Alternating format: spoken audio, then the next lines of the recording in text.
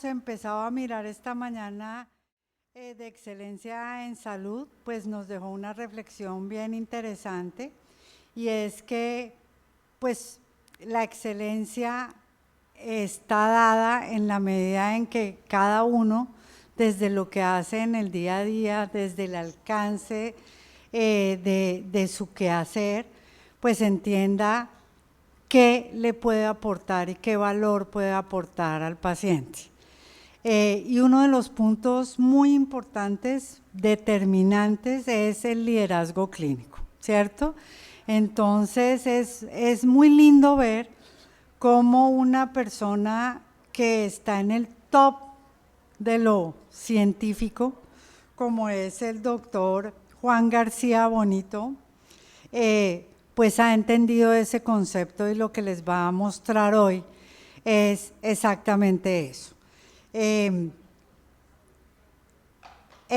es un médico del Hospital Militar Central de Mi Corazón, para que ustedes entiendan cómo ha ido avanzando en ese conocimiento y en ese proceso de especialización. Pues además de eso es neurólogo clínico del Instituto Neurológico de Colombia, Pontificia Universidad Javeriana.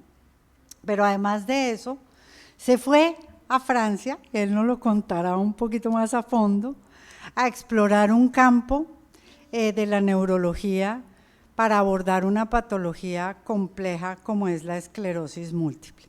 A veces pensamos que la excelencia es de supraespecialidades, que la excelencia es de aquellas patologías que tienen un alto nivel de estandarización.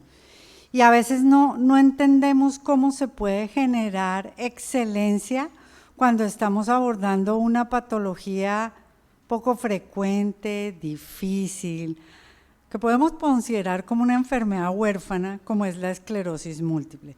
Y lo que queremos es mostrarles a ustedes cómo, independientemente de la patología que estemos abordando, cuando logramos identificar cuáles son las reales necesidades del paciente y cómo desde la experticia clínica y el liderazgo podemos entender qué valor y empezar a mirar qué hacer para entregarle valor a esos pacientes que se acercan a nosotros con esas necesidades, cómo logramos realmente hacer esa transformación en lo que es más importante, y es cómo transformamos la percepción de los pacientes y cómo transformamos esa experiencia del paciente con el cuidado que le entregamos. Entonces, quiero darle la bienvenida, doctor García, agradecerle porque sabemos su nivel científico y la cantidad de cosas que usted tiene en su agenda para habernos dedicado este tiempito para que nos cuente cómo se logra ser excelente aún abordando una patología como esta, que es la esclerosis múltiple.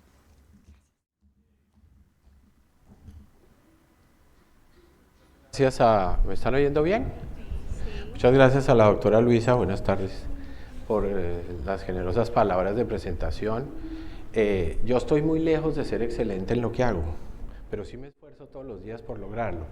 Cuando Luisa hablaba de orfandad, de enfermedad huérfana, ¿qué es lo que le falta a un huérfano?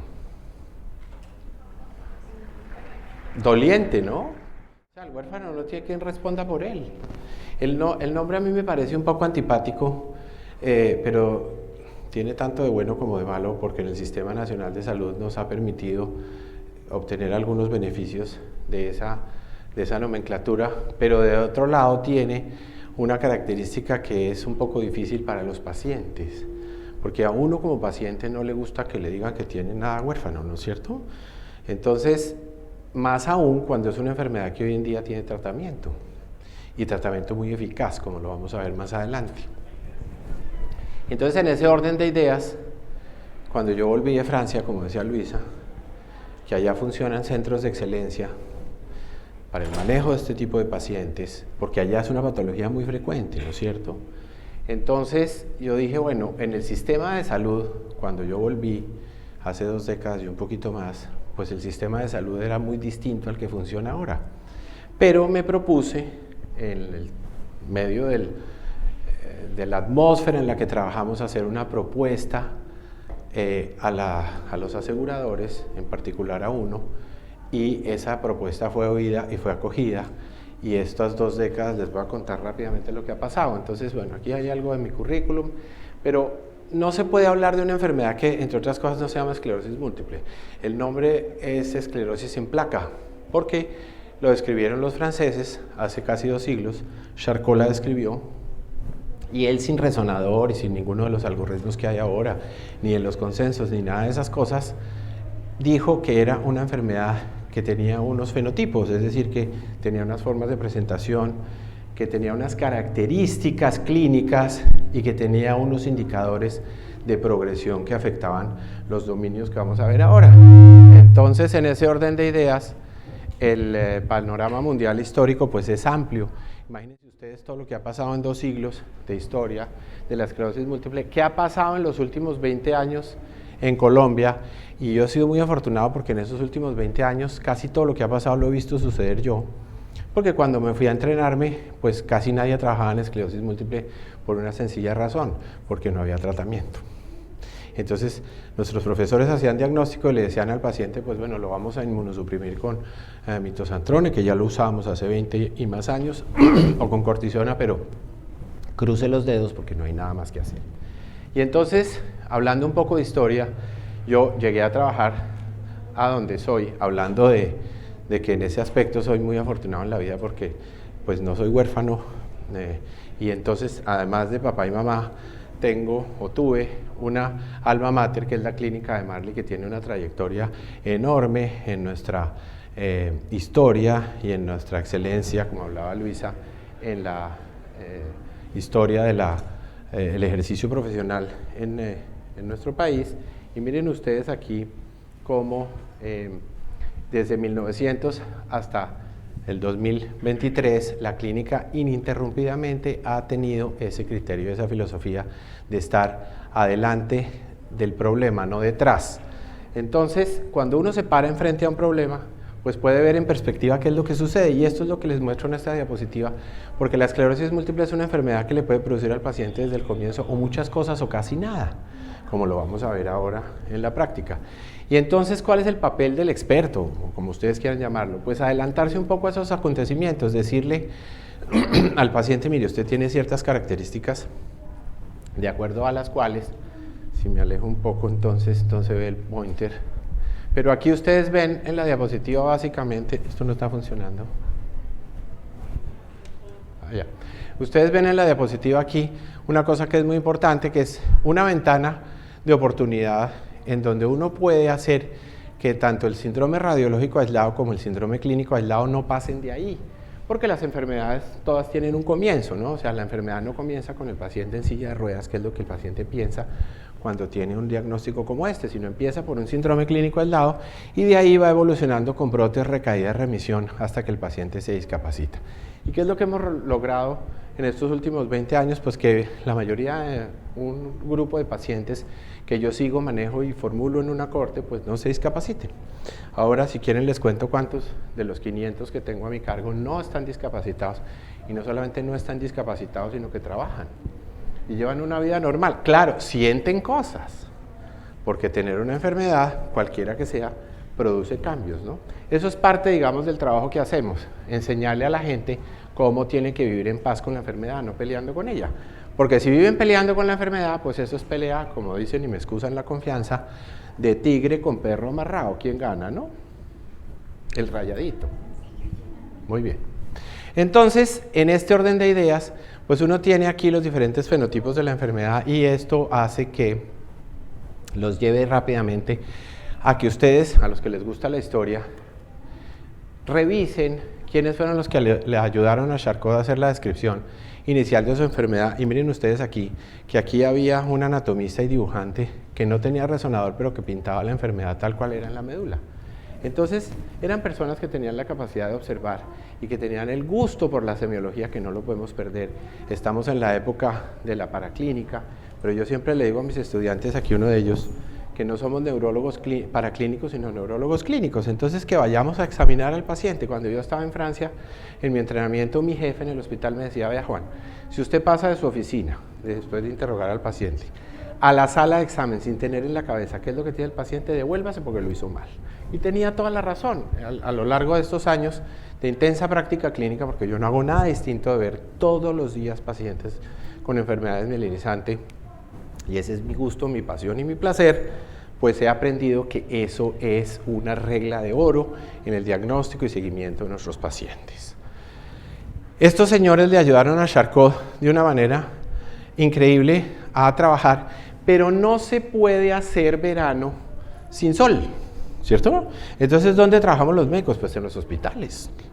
Y no podemos pretender hacer ciencia si no tenemos data y si no tenemos manera de saber qué es lo que está pasando con los pacientes a lo largo del tiempo. Entonces, los franceses, que en eso tienen una mentalidad y una filosofía de vida que me acomoda mucho a mí, en el siglo XVI a finales, Luis XIII fundó un hospital de este tamaño. Tenía, como tiene ahora, 500 camas. ¿Y para qué hizo eso? Porque estaban hartos los franceses y los ingleses de ir a la guerra, quedaba la gente mutilada, quedaba la gente discapacitada y ni siquiera podían volver a casa. Entonces él hizo un hospicio, un hostal, un hospital, que significa hospedaje, para que la gente se recuperara y después hiciera de su vida lo que mejor le pareciera. Aquí está el acta de fundación del hospital de 1636.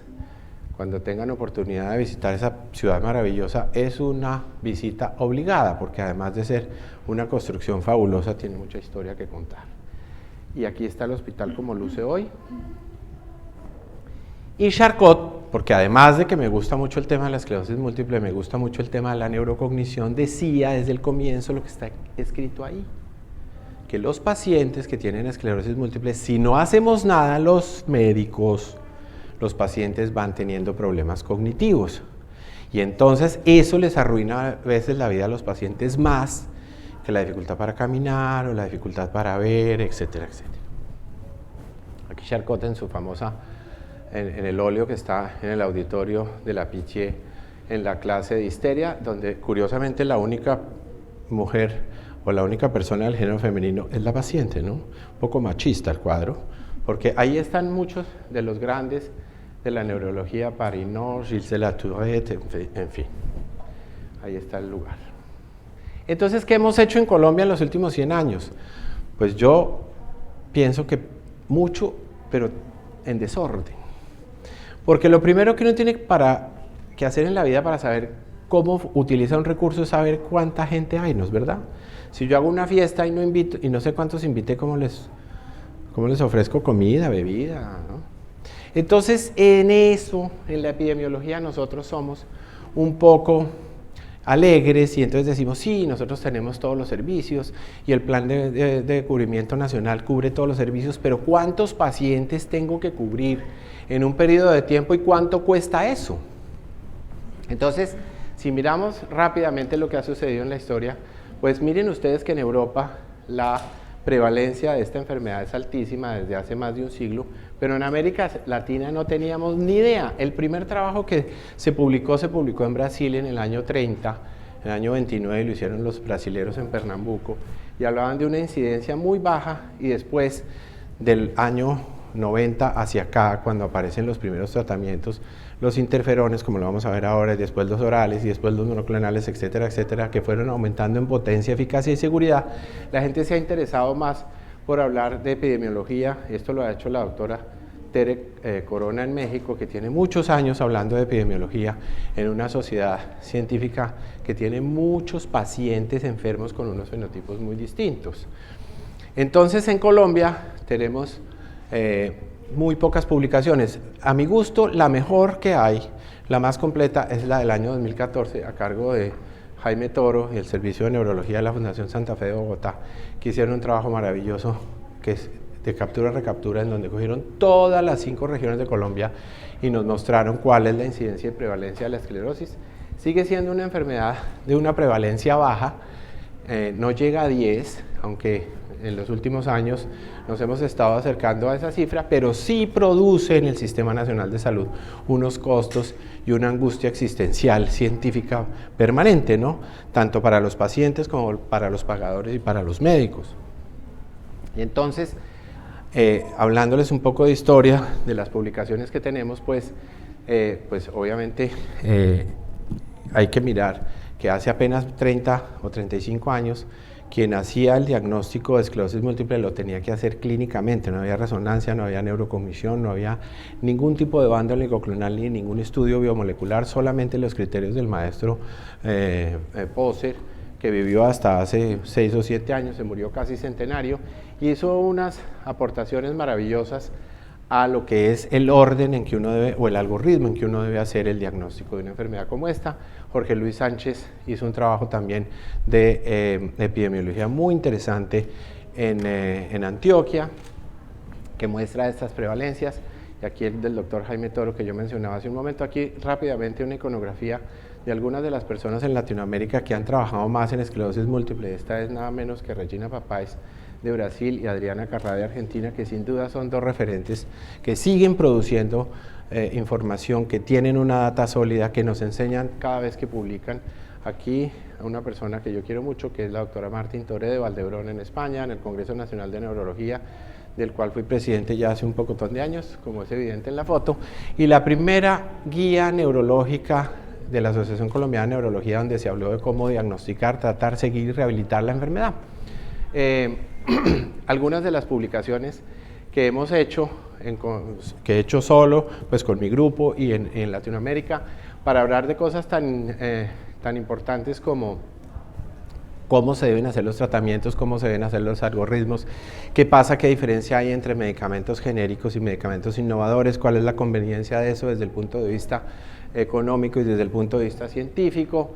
Aquí una publicación que hicimos con todo el continente al respecto de, porque obviamente no estamos en contra ni a favor de nada, sino evidentemente lo que nos importa es demostrar la eficacia y seguridad de los tratamientos, y algunas de mis publicaciones en cuanto a qué experiencia tenemos en Colombia, en América Latina, con cada uno de los preparados que tenemos a disposición. Muy rápidamente, entonces, lo importante en el diagnóstico de esclerosis múltiple es saber lo más rápido posible qué es esclerosis y qué no es, porque hay muchas cosas que se parecen a la esclerosis, y entonces ustedes saben que los pacientes tienen lesiones en el cerebro o en la médula, y que eso produce alteraciones en la visión, en la locomoción. Y entonces, ¿qué es lo que produce la enfermedad? Porque uno siempre oye decir que la enfermedad no se conoce la causa, y sí se conoce la causa. Miren, el sistema inmune, la cosa es sencilla. El sistema inmune humano, que es una cosa maravillosa, conversa todo el tiempo. Entonces, cuando yo tengo una inflamación, sea cual sea la causa viral o bacteriana, ¿qué hacen mis linfocitos? Alertan al resto de mi sistema inmune de que algo está andando mal, y ellos conversan, las células T conversan con las B, y las B toman las medidas necesarias si la inflamación es crónica o aguda. Pero eso en la periferia. Pero ¿qué pasa en el sistema nervioso central? Se daña la barrera hematoencefálica, entonces empiezan a entrar células al sistema nervioso central que no deben estar ahí. Normalmente la barrera, como su nombre lo indica, es una barrera, pero no es una barrera estática, es una barrera dinámica que tiene capas. Entonces tiene una capa externa que inmunológicamente se comporta de una manera, tiene una capa media que se comporta de otra manera, que es la parte vascular de la enfermedad. Y por eso, en mi opinión, al comienzo es una enfermedad inflamatoria, no es una enfermedad degenerativa, es una enfermedad inflamatoria, tal vez la más inflamatoria de las enfermedades no infecciosas del sistema nervioso central, y de ahí que produce el daño que produce, y lo produce temprano, no lo produce tarde. Y entonces, una vez que la glía ha conversado, que las células han conversado, entra dos células a trabajar que son, en mi opinión, fascinantes, son mis preferidas, que son los astrocitos y la microglía. Porque la función de los astrocitos es contarle a la barrera hematoencefálica qué está pasando adentro con relación a lo que sucede afuera. Y es lo primero que se daña en la enfermedad. Porque las células T, que están esquematizadas aquí en gris, cuando tienen el estímulo de la proteína básica de mielina o de del mimetismo molecular con proteína básica de mielina, que ustedes lo pueden encontrar en la literatura como que el paciente tiene virus de Epstein-Barr, que cambió de latitud, que tiene la predisposición genética, lo que ustedes quieran. Esa célula presentadora de antígeno tiene esa susceptibilidad y le cuenta al linfocito y le dice, la mielina es mi enemiga, ¿me hace un favor? Se clona y va y se mete al sistema nervioso central y arma un desmadre allá. Y eso es lo que hacen los linfocitos. Miren, los clonados entran por medio de un receptor que es el BL4. El BL4 es una proteína que tenemos en el endotelio que hoy en día bloquea un medicamento que se llama natalizumab. Si ustedes me preguntan a mí cuál es el mejor medicamento para un paciente que empieza la enfermedad, y lo tenemos en Colombia, lo tenemos en el POS y lo tenemos hace 20 años hace que lo uso. Tengo esclerosis múltiple, esclerosis múltiple. ¿Qué me da, doctor? Natalizumab. ¿Y usted qué me garantiza? Que en los próximos 10 años no va a tener síntomas. Y eso es así. Tengo una publicación que lo muestra. Pacientes seguidos casi 2 décadas sin síntomas, sin recaídas, sin discapacidad, sin nada.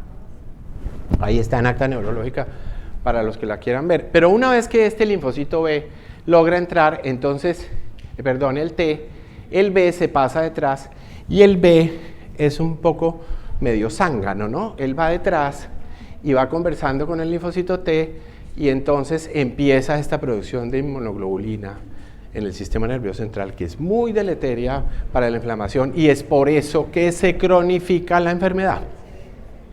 Porque todo el tiempo nos preguntamos por qué una enfermedad que se manifiesta como una inflamación aguda en nuestras narices se vuelve una enfermedad crónica, entonces el paciente se discapacita, no debería ser, ¿no es cierto?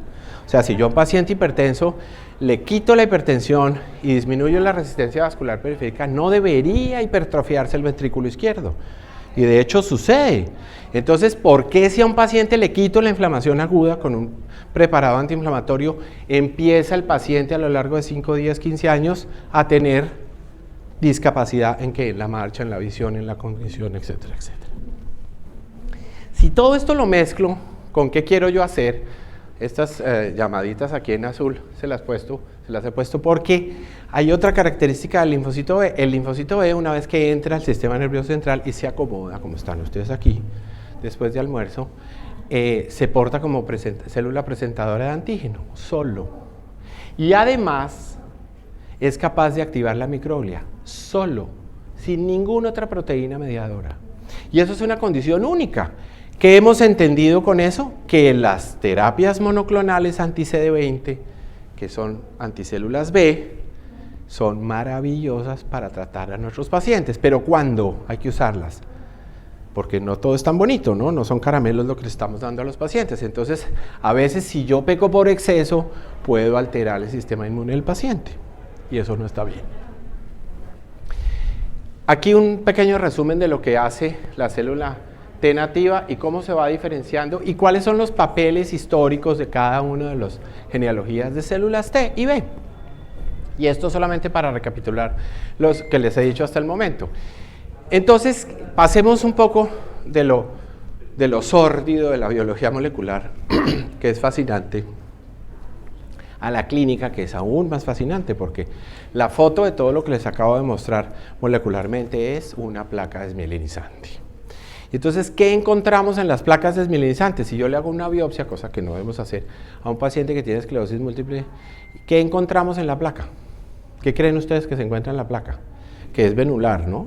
Dicho sea de paso. ¿Qué se les ocurre? ¿Ah? Claro, y la gliosis está a cargo de células T. Es decir, encontramos detritos de mielina, esas son las bandas oligoclonales, ¿no? Que empiezan a producirle al paciente silenciosamente discapacidad. Entonces, ¿qué es lo que yo hago cuando veo que un paciente, por ejemplo, tiene diplopia? Bueno, este es el caso extremo y afortunadamente esta es la minoría de los pacientes, pero ¿qué es lo que veo cuando un paciente tiene ataxia, visión doble, vértigo, etcétera, etcétera? Que el paciente está teniendo una inflamación que no está siendo controlada por lo que yo estoy haciendo. Y entonces, como decía la doctora Luisa hace un rato, si hablamos de excelencia, tenemos que hablar de pertinencia. O sea, cuando usted viene a mi oficina y me dice, doctor, usted me formuló hace 3 años o 2 años cualquier preparado yo me sentía más o menos bien, ahora no estoy sintiéndome igual. Entonces, ¿qué tengo que hacer yo? ¿Qué serie de exámenes tengo que hacer yo para decirle al paciente, evidentemente, si las cosas no van como queremos y como esperamos de acuerdo a la evidencia, entonces tenemos que hacer una intervención? Y entonces, para eso nos ayudan los fenotipos de la enfermedad, que son recaída-remisión, secundaria progresiva o primaria progresiva. Quiero que se lleven a su casa, mis queridos colegas, un mensaje que para mí es importantísimo en esclerosis múltiple, y es que cuando yo tengo un paciente que tiene una recaída, y la recaída se manifiesta tanto en la clínica como en la resonancia, se ha perdido una cantidad de tiempo valioso.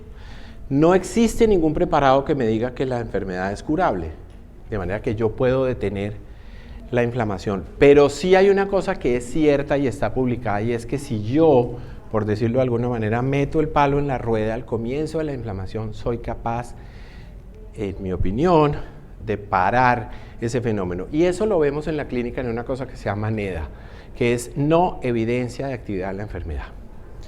¿Cómo vemos la no evidencia de actividad en la enfermedad? El paciente viene año tras año, yo los veo cada 6 meses, yo recorro todo el país viendo en las capitales viendo a los pacientes, son casi 500, no hago nada distinto, y además les hago una resonancia cada año, en circunstancias ideales, pero además les hago una valoración neurocognitiva cada año, porque la neurocognición, gracias a la validación que hice durante la emergencia sanitaria, donde me quedó un poco más de tiempo, logramos validar en Colombia una prueba que me permite saber si el paciente tiene una queja cognitiva que es clínicamente significativa en esclerosis múltiple. Tenemos esa herramienta, la encuentran a disposición en la literatura, está publicada sin ningún tipo de restricción, no sino que la busquen y la bajan y la aplican. Son 3 pruebas que les voy a mostrar ahora, creo que hay una diapositiva de eso.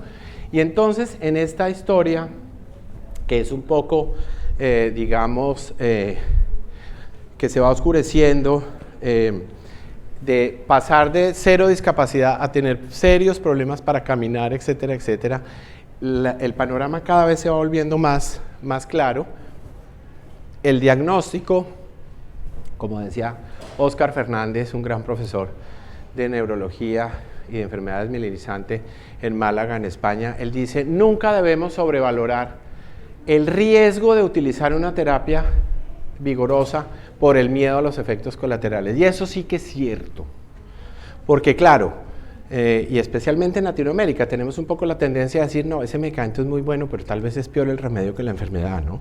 Y esto no pasa en esclerosis múltiple si tenemos un tailor de la terapia adecuado, es decir, si utilizamos una terapia adecuada en el momento adecuado, eso no va a suceder, pueden creerme.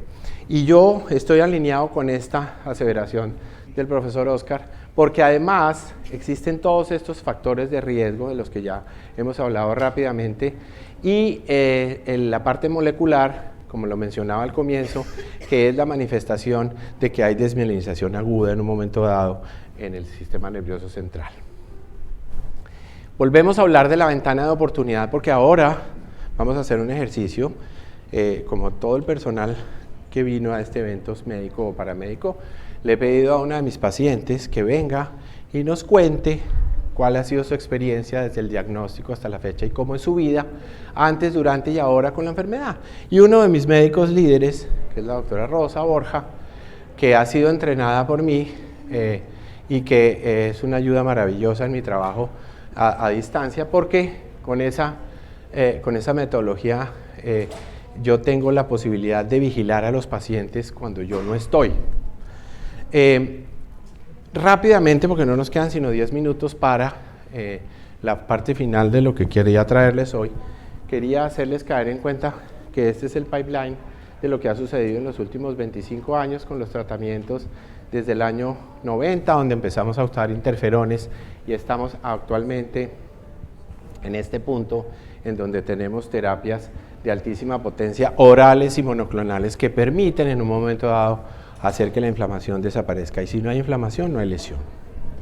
Entonces, en términos generales, hace una década, tampoco hace un siglo, inmunomodulábamos a los pacientes, es decir, como que le decíamos al sistema inmune, no haga tanto ruido, no haga escándalo, quédese callado, pero eso no es mal negocio, porque seguía la procesión por dentro y el paciente se seguía discapacitando. Eso lo entendimos después de ver muchos pacientes y formular muchos pacientes con interferones. No quiero ser desagradecido con los interferones, los usamos. Mi labor aquí no es criticar, por supuesto que no. Pero después entendimos que es mucho mejor inmunosuprimir a los pacientes. Pero claro, la inmunosupresión tiene problemas. ¿Y qué pasó? Vino la pandemia y nos dejó muertos de miedo, ¿no? ¿Cómo va a inmunosuprimir un paciente si hay una epidemia mundial? Pues ahí en desorden les cuento que de los 500 pacientes que tenemos en la corte, ¿cuántos creen que suspendieron el tratamiento? ¿Qué porcentaje? Ninguno. Porque si la gente normalmente estaba encerrada, mis pacientes estaban encerrados con doble llave. Por lo menos los primeros 6 meses no salieron a ninguna parte. Y no se murió nadie. Nadie se murió. Y, por supuesto, las infusiones no se suspendieron. Porque si se hubieran suspendido, entonces hubiéramos tenido una epidemia de recaídas, lo cual hubiera sido catastrófico. Entonces, después de que entendimos que la inmunosupresión crónica es benéfica, pero hay que saber lo que estamos haciendo, aparecen preparados y la ciencia va hacia allá en la investigación a mostrarnos que las terapias de reconstitución inmune pulsada son fantásticas y es lo que usamos ahora. Y el paciente que me hizo el favor de venir a contarles tiene una terapia inmunosupresora pulsada, controlada, anualizada. Y ya van a ver, y ya les va a contar ella cómo se siente y cómo está y cómo es su vida y qué le ha pasado, ¿no? Porque es que los estudiantes me dicen, pero bueno, y sí, ¿y qué pasa con el herpes? ¿Y qué pasa con el cáncer de tiroides? ¿Y qué pasa con la varicela? ¿Y qué pasa con el coronavirus? ¿Y qué pasa con tanta cosa, no? Ninguno de estos preparados son almíbar, pero evidentemente hay que saber usar y ese es el mensaje que quiero que se lleven hoy en día. Entonces, volviendo y recapitulando, no puedo menospreciar de este lado, en rojo por supuesto, la potencia y la eficacia que me puede ofrecer un preparado en frente al temor de que pueda yo tener efectos colaterales, ¿de acuerdo? Y entonces eso se plasma rápidamente en las terapias de alta eficacia porque en solo 20 años nos hemos vuelto un poco consumistas, ¿no? Somos a la última moda, los neurólogos que trabajamos en esto. Terapias de alta eficacia de reconstitución inmune o de ablación o de inmunomodulación, pero molecular, no vamos a hablar de interferones. Las opciones de tratamiento, entonces, se las he puesto acá porque, para recapitular, las opciones orales, el fingolimod, que es una droga que ya he usado casi por 15 años, que es maravillosa, usada tempranamente. El teriflunomida, que es otro preparado oral que tiene un confort muy importante para los pacientes. Todos, oigan bien, todos los cubre el sistema de salud colombiano, todos. El natalizumab, que está en el plano obligatorio, pero claro, aquí está la bandera roja del natalizumab, la PML por virus de JC.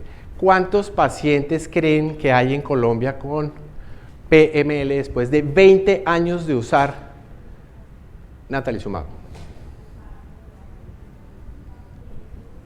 ¿Alguien ha leído? ¿Alguien tiene alguna noticia? Con la mala prensa que tiene el natalizumab por eso, ¿no? ¡Ninguno! ¿Eso qué quiere decir?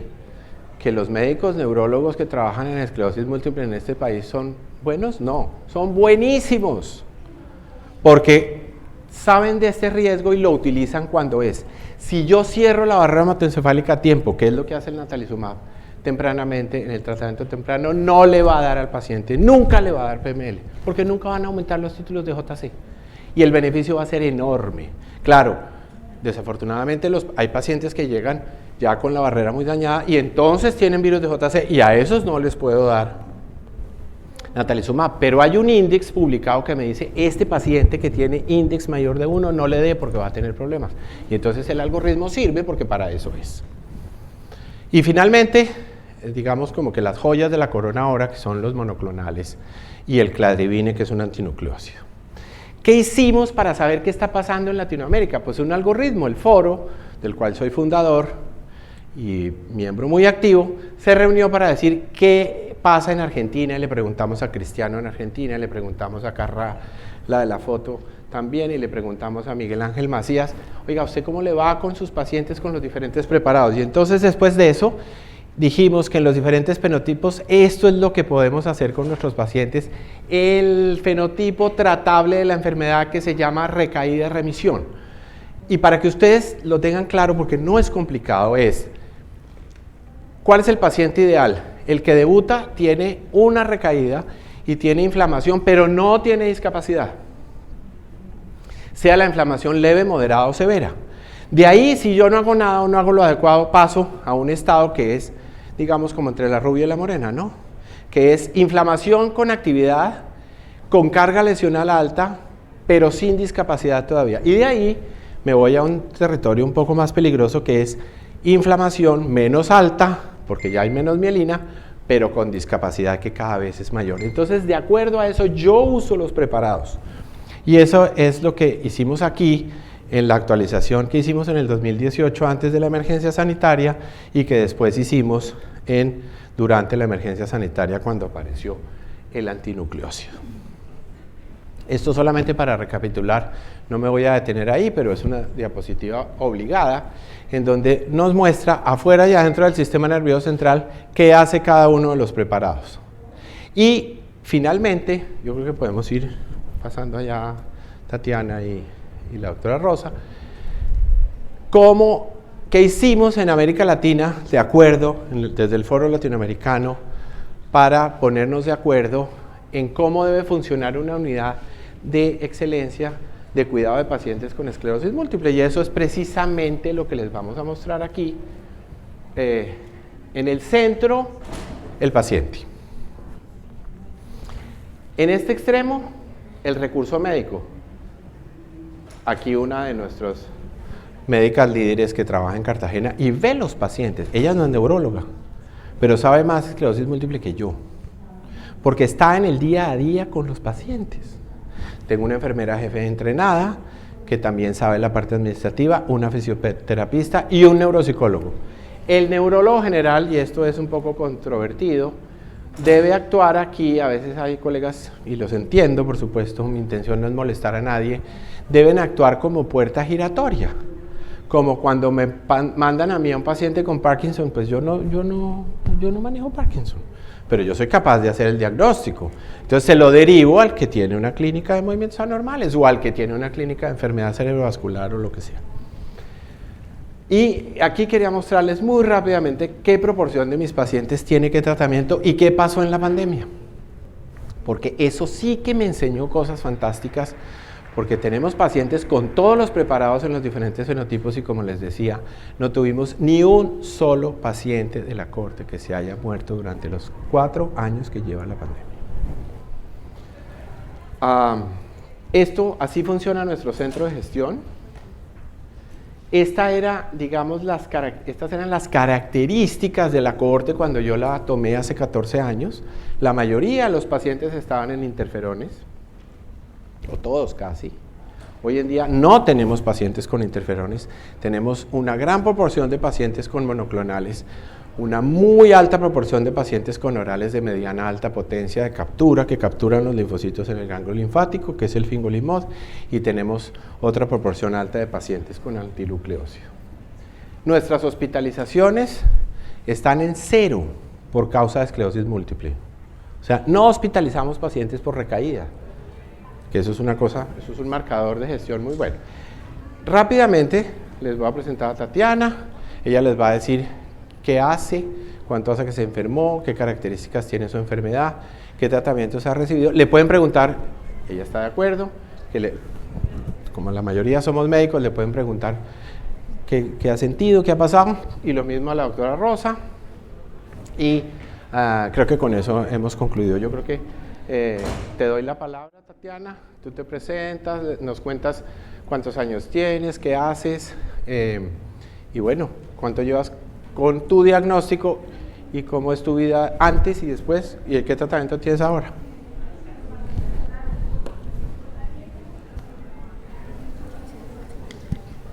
Buenas tardes, mi nombre es Tatiana Correa Vázquez, Tengo 29 años. Mi primer episodio fue en el 2016. Presenté una neuritis óptica. En su momento pues había un poco de desinformación cuanto a mi primer diagnóstico. Gracias a Dios di con el doctor Juan Raúl García. Mis papás y yo nos dirigimos hacia la ciudad de Bogotá. Tuvimos consulta con él en su momento. Y pues él en su momento pues me redirigió a todo el proceso de que tenía que tener control, seguir mis resonancias magnéticas. En su momento me hicieron una punción lumbar, pero no había generado más síntomas después de esa neuritis óptica. Recuperé mi visión. Duré 4 años sin tomar tratamiento, sin embargo siempre estuve en control médico, me hacían mis resonancias cada 6 meses en ese entonces. Y hasta el 2021 comencé a presentar un adormecimiento en mi cuerpo y pues bueno, hablándolo siempre en constante comunicación con el doctor, decidimos empezar fingolimod. Duré 2 años de tratamiento con el fingolimod, igual con mis resonancias. Durante la pandemia pues siempre estuve con bastante protección, bastante cuidado. Mi vida es normal hasta la fecha. Soy ingeniera industrial, trabajo en la parte de gerencia de proyectos en la zona industrial de Mamonal. Actualmente, como todo, mi vida es activa, pese a mi diagnóstico. Como todo, uno siente pues que no quisiera tener nada, pero de igual forma hasta la fecha mi vida la llevo normal. En mis últimas resonancias de mayo de este año se mostraron unas lesiones nuevas y con el doctor en última consulta decidimos hacer el cambio del tratamiento. Y voy a empezar lo que es la cladivina. Okay. Muy bien. ¿Tienen alguna pregunta? ¿No? ¿Nadie? Durante el tiempo que tuviste terapia con el fingolimod, porque el fingolimod tenía sus detractores, ¿no? Llevamos casi 2 décadas usándolo, pero en términos generales la gente le dice el fingolimod es un medicamento, es un análogo de esfingosina, hay receptores de esfingosina en el corazón, en el intestino, ojo, produce leucopenia, produce bradicardia, etcétera, etcétera. ¿Tú tuviste algún tipo de tropiezo con respecto a ese tipo de advertencia? No, realmente de hecho cuando tuve la primera dosis, el control que nos hacen pues para mirar el tema de si se nos sube la presión o cualquier cosa, pero durante todo el tiempo tomando el medicamento nunca presenté nada, simplemente una pastilla más diaria y listo. Okay. Quiero aclarar que tal vez Tatiana olvidó contar que cuando yo la conocí tenía un diagnóstico además de su esclerosis múltiple de un sobrepeso. En esclerosis múltiple el sobrepeso es una enfermedad inflamatoria crónica. Entonces, una enfermedad inflamatoria crónica. Y bueno, yo no soy quien para decir, porque no soy nutricionista, ni soy dietólogo, ni soy experto en eso, pero desde nuestra óptica ustedes saben que la microbiota intestinal es importantísima para el fenómeno inflamatorio en los pacientes. Entonces, volviendo al tema de una unidad de atención que tiene todo el recurso, ¿qué hicimos con ese problema? Sí, cuando tuve mi primer episodio que yo lo conocí, yo pesaba 140 kilos. Y usted del día 0 me habló de que yo debía bajar de peso, de que debíamos empezar un proceso y me hicieron el bypass gástrico. Desde entonces, ahora mismo estoy en 78 kilos y realmente mi calidad de vida obviamente mejoró un 1000%. Antes, por mi sobrepeso, tenía mucha dificultad al caminar y demás, pero hoy día realmente mi calidad de vida es súper alta. Bueno, me gustaría que la doctora Rosa, gracias por venir, Rosita, nos cuente cuál es su rol dentro del modelo de atención, buscando la excelencia que mencionaba la doctora Luisa en el tema de seguimiento. Buenas tardes, mi nombre es Rosa Borja. Como les dijo el doctor Juan Raúl, yo soy la médico líder de acá de Cartagena. Como para explicar un poquito lo que es el sistema, pues arriba, como inicialmente, está el doctor Juan, luego vengo yo, que soy la médico líder. Yo veo el paciente cada 3 meses, de acuerdo a los síntomas que presente o si hay algún brote de crisis, me comunico con el doctor y juntos tomamos la decisión si cambiar el medicamento o si se necesita algún paraclínico adicional. Luego siguen el resto del personal de talento humano, donde están las nutricionistas, el neuropsicólogo, la enfermera jefe, que es la que se encarga de todo el proceso administrativo. El doctor nos capacita 2 veces al año. Y pues gracias a todo este proceso pues tenemos pacientes como Tati con un proceso exitoso, con una buena calidad de vida, porque se ha manejado de manera multidisciplinaria. Vemos que no solamente le ayudamos en cuanto al tema de esclerosis, que obviamente es el diagnóstico principal, pero también cambiamos su calidad de vida a través de otro diagnóstico que es la obesidad, y pues básicamente es como el sistema que manejamos nosotros para los pacientes. Muchas gracias. No sé si tengan, hasta aquí ya terminamos. Muchas gracias, Tatiana, por venir, por darnos tu tiempo. Muchas gracias, Rosita. ¿Alguna pregunta, alguna duda, alguna aclaración? A los que están desde el principio muy juiciosos, a los que llegaron un poco rezagados, como los linfocitos.